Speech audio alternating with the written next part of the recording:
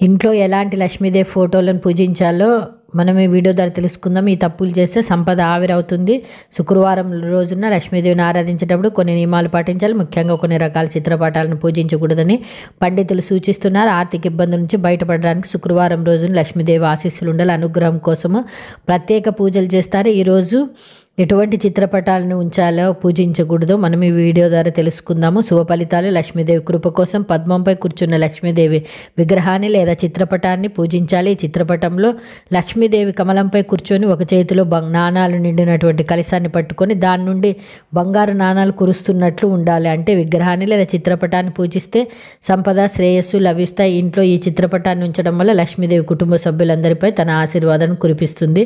శుక్రవారమే కాకుండా ఇతర రోజులు కూడా గుడ్లగూపపై కూర్చున్నటువంటి లక్ష్మీదేవి చిత్రపటాన్ని లేదా విగ్రహాన్ని పూజించకూడదు. ఈ చిత్రపటం లక్ష్మీదేవి ప్రయాణాన్ని సూచిస్తుంది. గుడ్లగూపపై ఆమె సంచరిస్తుంది కాబట్టి ఈ చిత్రపటాన్ని ఇంట్లో ఉంచి పూజించడం సరికాదని పండితులు అంటున్నారు. లక్ష్మీదేవి విగ్రహాన్ని లేదా చిత్రపటాన్ని ఉంచేటప్పుడు కొన్ని దిశలను కూడా గమనించాలి. శాస్త్రాల ప్రకారం లక్ష్మీదేవి విగ్రహాన్ని దక్షిణం వైపు ఉంచకూడదు.